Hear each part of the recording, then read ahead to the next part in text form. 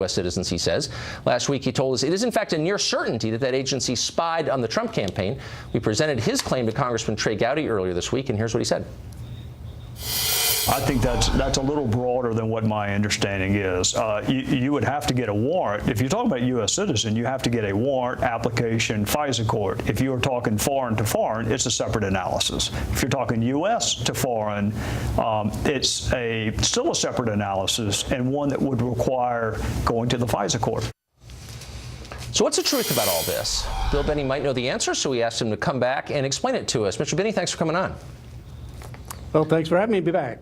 So really simple question. I just don't think, I just don't think that Representative Gowdy is aware of what the intelligence agencies are doing. He's been kept in the dark by those agencies. They're not telling him. Even Representative Nunes, who is a member of the Gang of Four and the Gang of Eight, is supposed to be exposed to everything that the intelligence community is doing, including covert programs. That's why the law says you on covert programs you only need to notify at most the Gang of Eight in Congress.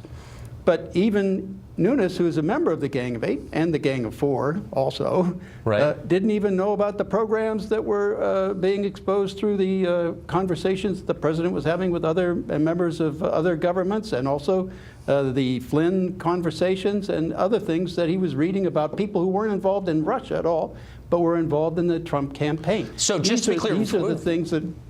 Just in case our viewers don't know, the Gang of Four and the Gang of Eight are members of Congress on the committees and in leadership who get to see the highest level secret documents from the intel agencies. And you're saying even they don't know. But shouldn't they know? Yeah, aren't they supposed to know? And that's a direct violation of the Intelligence Act of 1947 and 1978. They are required by those laws to notify the Congress. So here are a couple of simple questions. The Gang of Eight.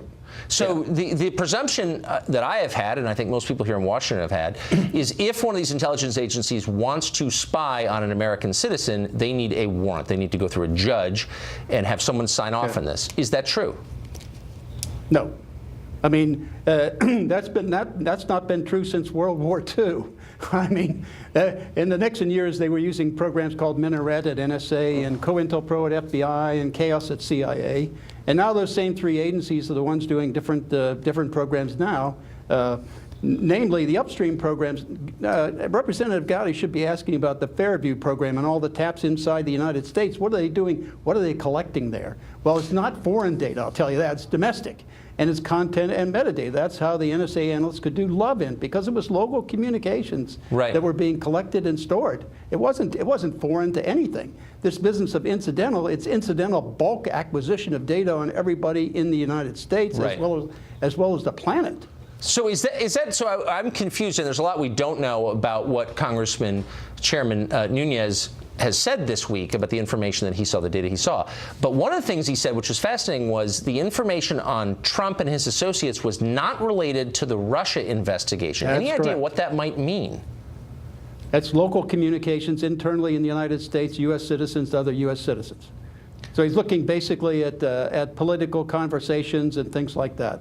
Is there a legitimate reason for the U.S. government to be collecting that information on U.S. citizens? Or no, what would be absolutely the reason? not.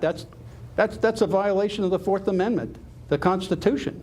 That's a violation of the Electronic Privacy, Electronic Security Acts, all those things that we're supposed to protect our privacy in the United States. We don't have it anymore. That's what I've been saying for years. So tell us, if you can, in general terms, the mechanics of this. So I pick up a phone or I send an email through Gmail, and the federal government picks up that information how?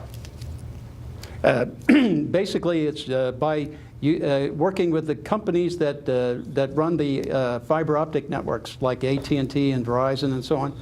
They work with them by installing, like the room in the San Francisco AT&T facility that Mark Klein had exposed, where they take taps off the line. Basically, it's inserting something of the order of it's called a splitter or a Y connector. It's like a prism where you put the fiber optic line into one side of the prism, and it splits it and duplicates it going two ways. One way goes to the NSA facility, where they use NARIS devices and various other devices to take and sessionize and reconstruct everything on that line. and the rest of it goes down the proper channels for communications. So it's pretty. It that's sounds how they do it. Pretty comprehensive. We just put up a map. I don't know if you could see it, of the 38 data collection centers in the United States. So really quickly, a lot of people hear this and they think, yeah, but there are a lot of terror threats, and that's the purpose of this surveillance, is to stop those. Is it, to your knowledge, used for other reasons other than stopping terrorism? Of course it is. Yeah.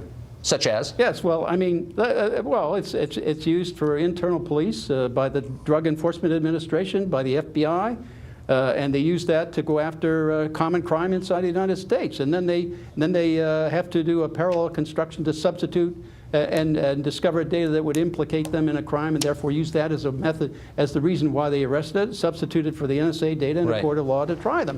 And that's simply a destruction of our entire judicial process. Yeah, well, it would certainly seem to be. Mr. Binney, thanks a lot for coming back. You're an informed voice on this. You're welcome. We appreciate it. Yep. Up next, one columnist says that instead of obsessing over bathrooms, transgender Americans ought to consider the existential threat posed by radical Islam. He joins us next. Also, the left is calling